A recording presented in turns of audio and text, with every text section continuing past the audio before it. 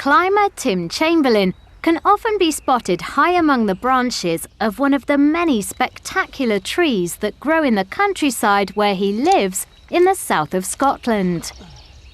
My love of climbing came from childhood, I suppose. I climbed trees as a child, but very small ones. And then I climbed slightly larger trees and got a little bit scared. And then I took up bird work and spent a lot of time working at height with birds in the trees. And I just love being up there.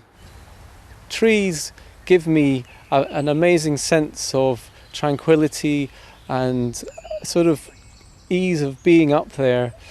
When I climb a tree, it takes you into a space that is very relaxing and rewarding and away from all the chaos of the rest of the world. Tim, whose previous career was monitoring rare birds, now runs his own company called Wild Tree Adventures. The company, which is based in the Scottish borders, is a recreational tree climbing company.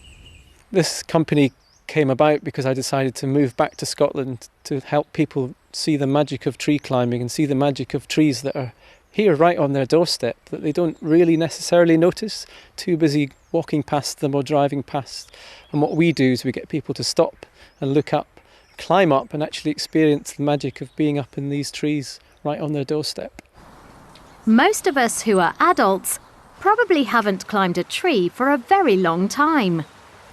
And the experience that Tim offers his customers is quite different to that memory of playing in the trees of your local park as a kid.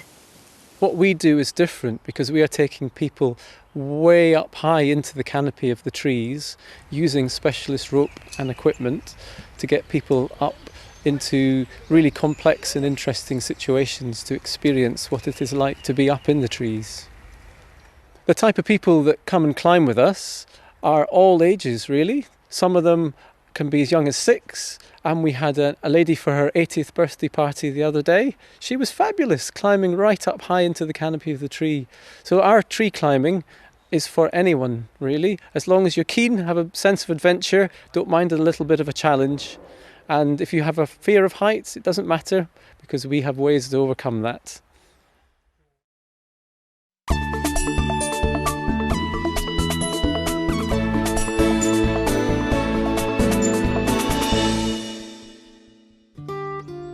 Today, Tim is at the stunning Doik Botanic Gardens, which is home to some of the oldest and tallest trees in Britain. The 65-acre site has tree specimens from around the world.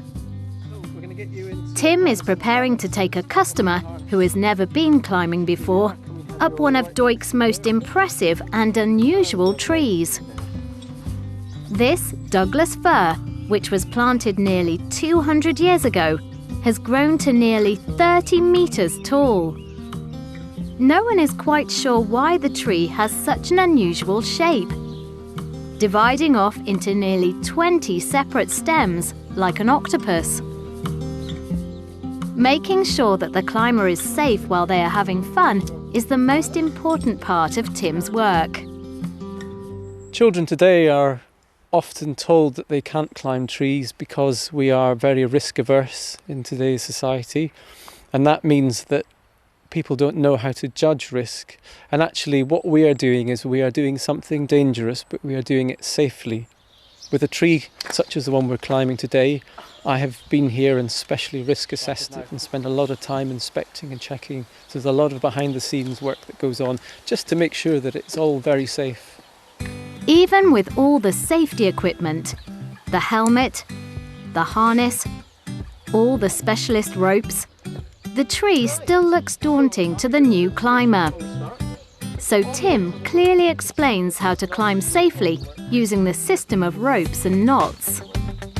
He is reassuring and encouraging, and soon the climber is ready to go. Tim makes it very clear that what they want to do is climb at their own pace. So, slowly, they start to make their way up into the branches of the magnificent tree.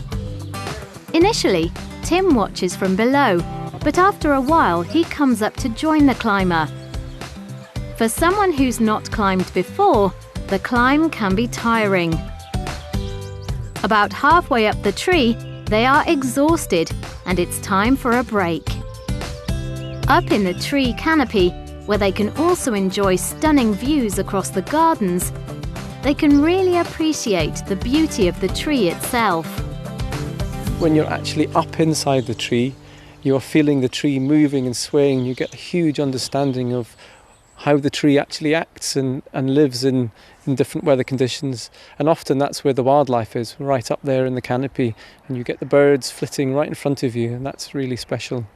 But relaxing on one of the tree's high branches is also a good opportunity to look down. And it's at this point that some climbers can lose their nerve. Sometimes they feel elated being up there in the canopy. Sometimes they feel a little bit nervous because that's when they look down and realise that they are 20-something metres up above the ground, and the people who are waiting and watching are very small. And if people get scared, sometimes I get them to shut their eyes and just listen. And in that little tranquil moment, they realise that they are fine. Up in the tree, there's time for Tim to share some of his knowledge of the trees, the landscape, and the wildlife of Doik. There's also time for a quick snack, which Tim has baked himself. It's up to the climber how high they go. They can stop wherever and whenever they want. Time flies when you are having fun, and eventually the climber has to come back down to earth. That's much quicker than climbing up. Tim gives everyone who climbs with him an unforgettable experience. It's an experience that's totally safe, but also thrilling. It really is a wild tree adventure.